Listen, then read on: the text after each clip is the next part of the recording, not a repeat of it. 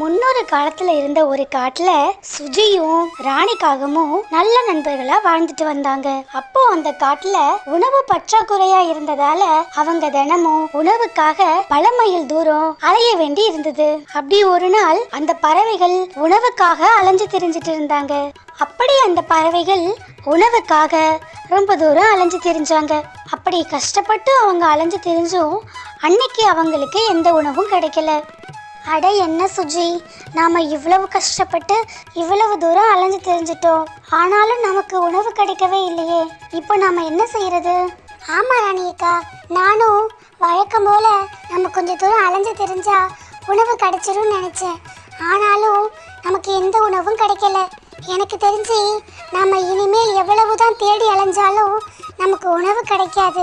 இந்த காட்டுல எங்கேயுமே நமக்கு தேவையான உணவை கண்டுபிடிக்க முடியாதுன்னு நினைக்கிறேன். அதனால நாம இந்த காடை நம்பிட்டு இருந்தோம்னா நிச்சயமா நமக்கு தான் ஆபத்து அப்படின்னு சொன்னது சுஜி. என்ன சுஜி நீ இப்படி சொல்ற? இப்போ நம்ம என்னதான் செய்யறது? ராணியக்கா, இதுக்கு ஒரே வழி நாம இந்த காட்டை விட்டு வேற காட்டுக்கு போறதுதான். அங்க போய் நம்ம கொஞ்ச நாள் இந்த உணவு பற்றாக்குறை எல்லாம் தீர்ற வரைக்கும் அந்த காட்டுல வாழலாம். அதுக்கப்புறம் நம்ம திரும்ப நம்மளுடைய காட்டுக்கே திரும்பி வந்துடலாம். ஆமா சுஜி, நீ சொல்ற ஐடியா சரிதான். நீ சொல்ற மாதிரி நம்ம கொஞ்ச நாள் பக்கத்து காட்டுல போய் வாழ்ந்துட்டு அதுக்கப்புறம் இந்த உணவு பற்றாக்குறையெல்லாம் தீர்ந்த பிறகு நம்ம காட்டுக்கு திரும்பி வந்துடுவோம் அப்படின்னு முடிவெடுத்த ரெண்டு பறவைகளும் பக்கத்து காட்டை நோக்கி பயணம் பண்ணாங்க. ரொம்ப தூரம் கடந்து வந்த பறவைகள் ஒரு வழியா பக்கத்து காட்டை வந்து அடைஞ்சாங்க. பக்கத்து காட்டுக்கு வந்த பறவைகள் திரும்பவும் உணவு தேடி அலைய ஆரம்பிச்சாங்க. ஆனாலும் அவங்களுக்கு எந்த உணவும் தென்படல. அட என்ன சுஜி, நீ பக்கத்து காட்டுக்கு வந்தா தேவையான உணவு கிடைக்கும், கொஞ்ச நாள் உயிர் வாழலான்னு சொன்னேன். ஆனா நம்ம இங்க வந்து இங்கேயும் நமக்கு உணவு கிடைக்கல. இவ்வளோ தூரம் அலைஞ்சு தெரிஞ்சிட்டோம், ஆனாலும் எந்த உணவும் கிடைக்கலையே. இப்போ நம்ம என்னதான் செய்யறது? ஆமா ராணியக்கா, எனக்கும் அதுதான் புரியல.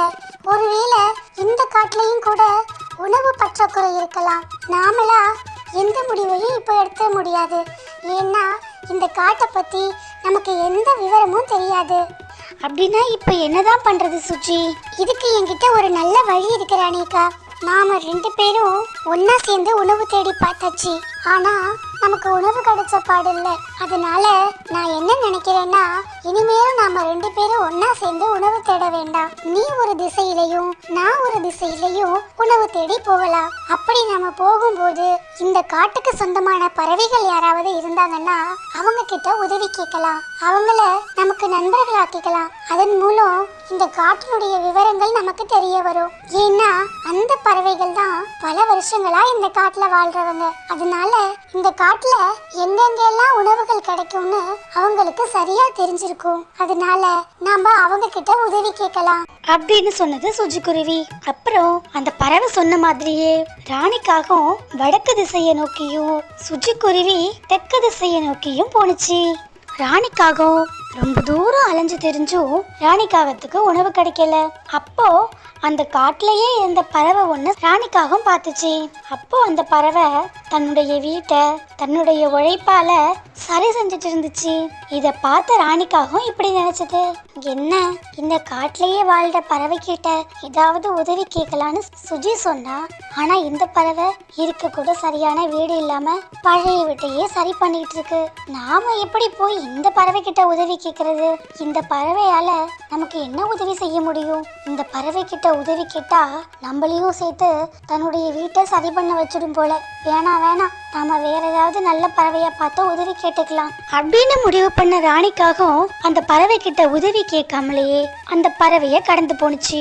கொஞ்ச தூரம் பறந்து போன ராணிக்காகவும் அந்த காட்டுல வசிக்கிற இன்னொரு பறவைகளை பார்த்துச்சு.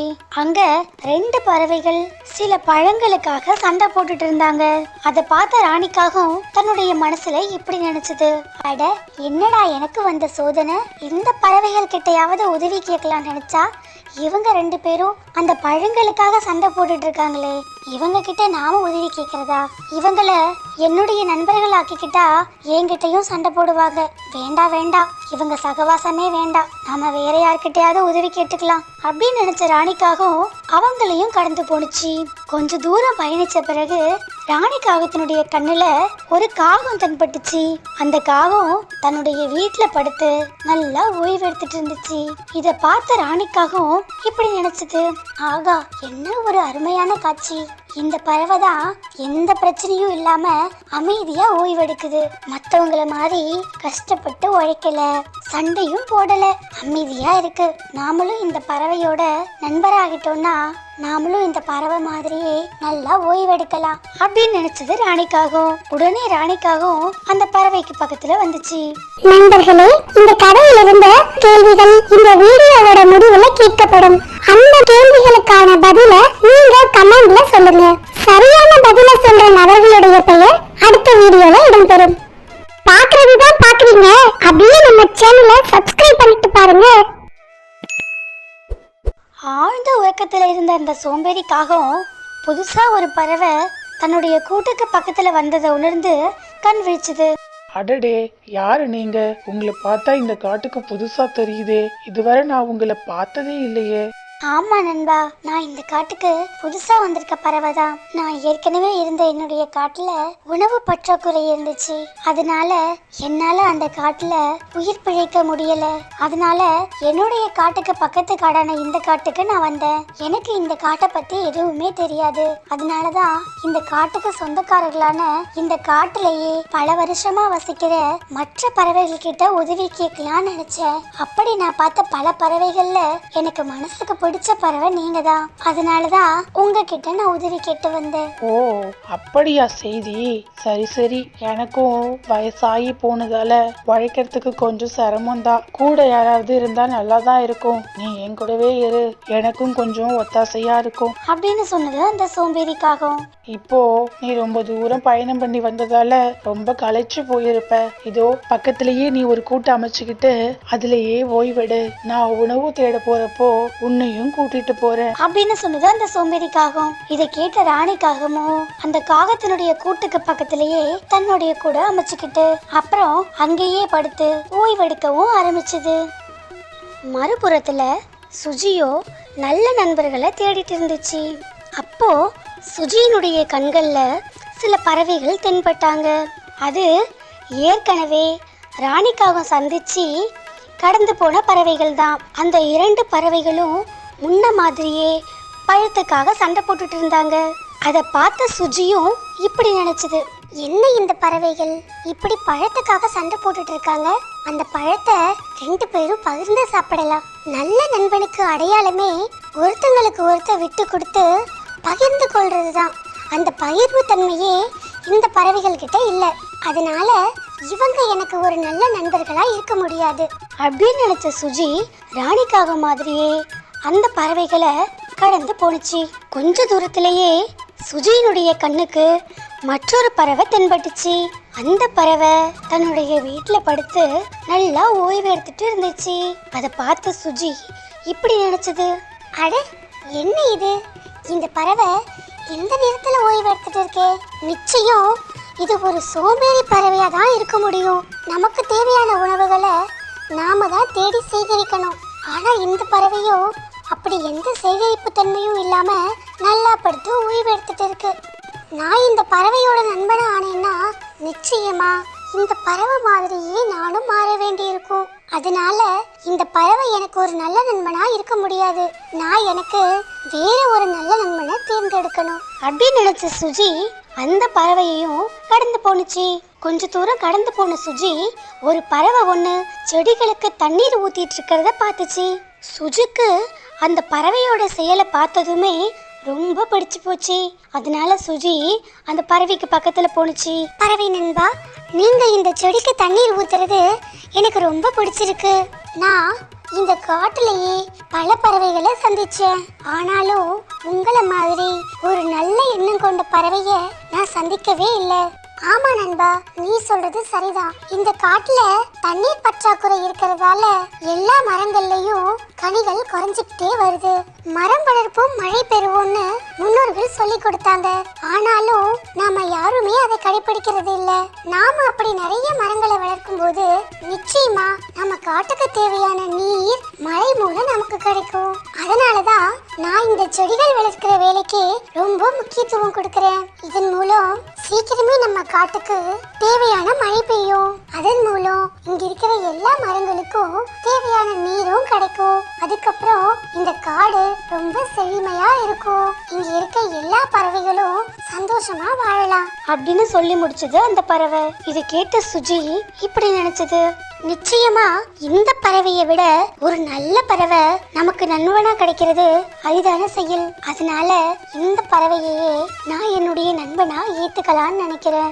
இவ்வளவு புத்திசாலித்தனமும் நல்ல எண்ணமும் கொண்ட இந்த பறவை தான் எனக்கு நண்பனாக முடியும் அப்படின்னு நினைச்ச சுஜி அந்த பறவை கிட்ட இப்படி சொன்னது, நண்பா, நான் இந்த காட்டுக்கு புதுசு. நான் பக்கத்து காட்டுல தான் வசிச்சுட்டு வரேன். பக்கத்து காட்டுல மழை பற்றாக்குறையால எல்லா மரங்களும் கனி கொடுக்கறத நிறுத்திடுச்சு. அதனால நானும் என் காட்டுல இருந்து பக்கத்து காடான இந்த காட்டுக்கு நான் வந்தேன். இங்கேயும் மழை பற்றாக்குறையால உணவு கிடைக்கிறது ரொம்ப அரிதா இருக்கு. இந்த காட்டை பத்தி எனக்கு எதுவுமே தெரியாததால இந்த காட்டுலயே நீண்ட நாளா வசிக்கிற உன்ன மாதிரி ஒரு நல்ல நண்பனை தான் நான் தேடிட்டு இருந்தேன். இவ்வளவு நேரமா எனக்கு ஒரு நல்ல நண்பன் கிடைக்கல. ஆனா இப்போ நீ எனக்கு கிடைச்சிருக்க. நான் உன் கூட ஒரு நல்ல நண்பனா இருக்கணும்னு ஆசைப்படுறேன். நானும் உன்னோட சேர்ந்து நிச்சயமா இந்த காட்டுக்காக பாடுபடுவேன் அப்படின்னு சொன்னிச்சு சுஜி. இந்த காட்டுல எத்தனையோ பறவைகள் இருக்காங்க. ஆனா யாரும் என் கூட நண்பர்களா இருக்கிறது இல்ல. ஏன்னா என் கூட நண்பர்களா இருந்தா அவங்களும் இந்த காட்டுக்காக உழைக்கணும்னு என்ன நண்பனா ஏத்துக்கிறதுக்கே யோசிக்கிறாங்க. ஆனாலும் நீ பக்கத்து காட்டு பறவையா இருந்தா கூட இந்த காட்டுக்காக உழைக்க சம்மதிக்கிற. உன்னை எனக்கு ரொம்ப பிடிச்சிருக்கு. நான் உன் கூட நிச்சயமா ஒரு நல்ல நண்பனா இருப்பேன். அப்புறம் ஒரு வழியா 2 பறவைகளும் நல்ல நண்பர்களா ஆனாங்க. அப்புறம் சுஜியும் வேணியும் தினமும் காலையில ஒன்னா சேர்ந்து அந்த காட்டுல இருக்கிற பல செடிகளுக்கு தண்ணீர் ஊற்ற ஆரம்பிச்சாங்க. இப்படியே அந்த நாட்கள் முழுவதும் 2 பறவைகளும் ஒன்னா சேர்ந்து அந்த காட்டுல இருக்கிற செடிகளுக்காகவே உழைக்க ஆரம்பிச்சாங்க. மீதி இருக்க நேரங்கள்ல தங்களுக்கு கிடைச்ச உணவுகளை பகிர்ந்து சாப்பிட்டு ஒன்னா சந்தோஷமா வாழ ஆரம்பிச்சாங்க. மறுபுறத்துல ராணிக்காகவும் அதன் நண்பனான சோம்பேறிக்காக ராபர்ட்டும் சேர்ந்து காட்டுல உணவு தேடுவாங்க. அப்படி அவங்களுக்கு கிடைக்கிற உணவை 2 பேரும் நல்லா சாப்பிட்டுட்டு அந்த காட்டை பத்தின எந்த கவலையும் இல்லாம தன்னுடைய வீட்டுல படுத்து நிம்மதியா ஓய்வெடுக்க ஆரம்பிச்சாங்க. இப்படியே பல நாட்கள் கடந்து போனுச்சு. அப்படி ஒரு நாள் சுஜியும் வேணியும் செடிகளுக்கு தண்ணீர் ஊத்திட்டு இருக்கும்போது ஒரு தாவர கொடி ஒண்ணு வாடி இருக்கிறத பார்த்தாங்க. சுஜி, அங்க பாத்தியா? ஒரு தாவரம் வாடிற நிலையில இருக்கு. நாம அந்த தாவரத்துக்கு இப்போ தண்ணீர் ஊத்தாம விட்டுட்டோம்னா நிச்சயம் அது இறந்து போயிடும். நாம இந்த காட்டுல இருக்கிற வரைக்கும் எந்த தாவரத்துக்கும் மரங்களுக்கும் எந்த ஆபத்தும் வரவிடக்கூடாது. அதனால நாம அந்த தாவரத்துக்கு தண்ணீர் ஊத்தலாம். அப்புறம் 2 பறவைகளும் ஒன்னா சேர்ந்து அந்த தாவர கொடிக்கு தண்ணி ஊத்த ஆரம்பிச்சாங்க. வாடின நிலைமையில இருந்த அந்த தாவரமும் கொஞ்சம் கொஞ்சமா தன்னுடைய இயல்பு நிலைக்கு வர ஆரம்பிச்சது. அப்புறம் வழக்கம் போல சுஜியும் வேணியும் அந்த காட்டுல இருக்கிற எல்லா தாவரங்களுக்கும் மரங்களுக்கும் செடிகளுக்கும் தண்ணி ஊத்திட்டு அந்த காட்டை நல்லபடியா பராமரிச்சுட்டு வந்தாங்க. மறுபுறத்துல ராணிக்காகவும் ராபர்ட்காகவும் எந்த கவலையும் இல்லாம நிம்மதியா சாப்பிட்டு ஓய்வெடுத்துட்டு வந்தாங்க. சில நாட்கள் இப்படியே கழிஞ்சு போனது. சில நாட்களுக்கு பிறகு தண்ணீர் பற்றாக்குறையால அந்த காட்டுல இருந்த எல்லா மரங்களும் கனி கொடுக்கறத நிறுத்திடுச்சு. அதனால அந்த காட்டுல இருந்த எல்லா பறவைகளுக்கும் உணவு கிடைக்கிறதும் இல்ல. அதனால எல்லா பறவைகளும் பசியோட காடு முழுக்க உணவு தேட ஆரம்பிச்சாங்க. அப்படி ராபர்ட்காகவும் ராணிக்காகவும் உணவு தேடி அலைஞ்சிட்டு இருக்கும்போது ராபர்ட்காகவும் இப்படி சொன்னது, இதோ பாரு ராணி, இந்த காட்டுல இனிமேல் நமக்கு எப்பவும் போல உணவு கிடைக்காது. நாம ரொம்ப தூரம் கஷ்டப்பட்டு அலைஞ்சு திரிஞ்சாதான் நமக்கு தேவையான உணவு கிடைக்கும். ஆனா அவ்வளவு தூரம் அலையறதுக்கு என்னுடைய உடம்புல பலம் இல்ல. எனக்கு ரொம்ப வயசானதால என்னால அவ்வளவு தூரம் அலைய முடியாது. நீதான் என்னுடைய நண்பனா இருக்க. அதனால நீயே எனக்கும் சேர்த்து இந்த காட்டுல உணவு தேடி எடுத்துட்டு வா. நான் கொஞ்ச நேரம் கூட்டுல ஓய்வெடுக்க ஆரம்பிக்கிறேன் அப்படின்னு சொன்ன ராபர்ட்காகவும் தன்னுடைய கூட்டுல ஓய்வெடுக்க ஆரம்பிச்சது.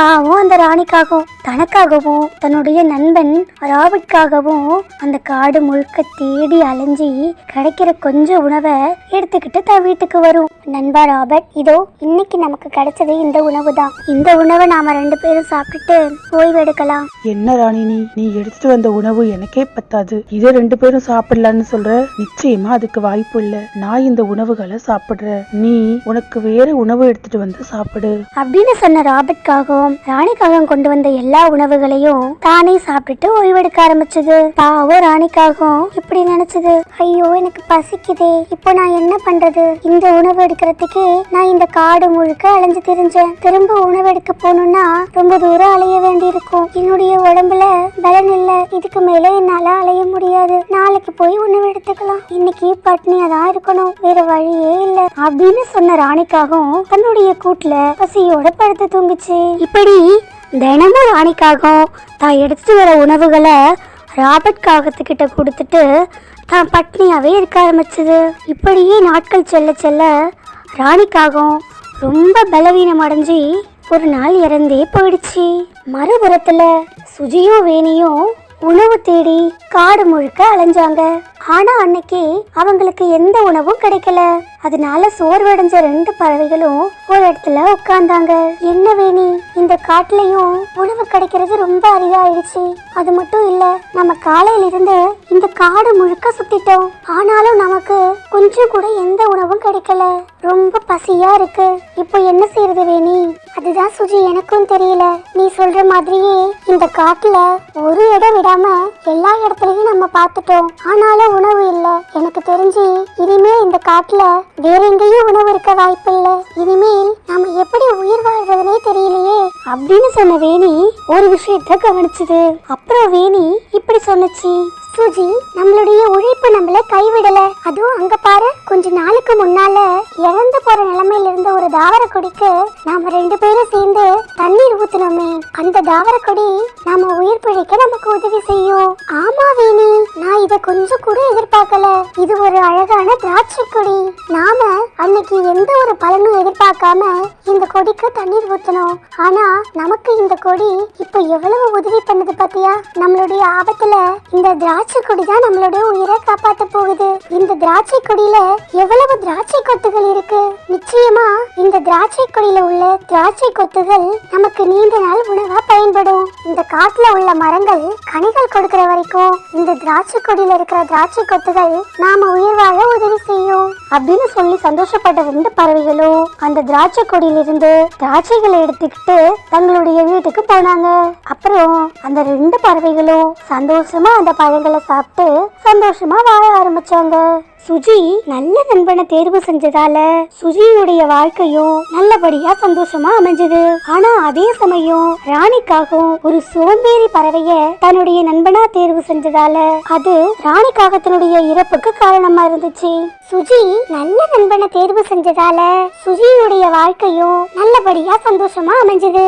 ஆனா அதே சமயம் ராணிக்காகவும் ஒரு சோம்பேறி பறவைய தன்னுடைய நண்பனா தேர்வு செஞ்சதால அது ராணிக்காகத்தினுடைய இறப்புக்கு காரணமா இருந்துச்சு.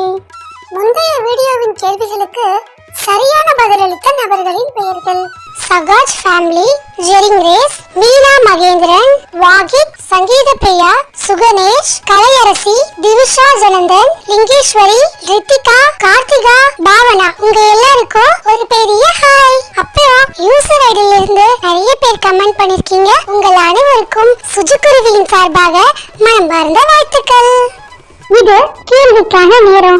இந்த கதையில் இடம்பெற்றுள்ள திராட்சை கொடியில் எத்தனை திராட்சை கொத்துகள் இடம்பெற்றுள்ளன? இந்த கேள்விக்கு சரியான ஆன்சர் உங்களுக்கு தெரிஞ்சா கமெண்ட்ல சொல்லுங்க. உங்களுடைய பெயரும் நெக்ஸ்ட் வீடியோல வரும்.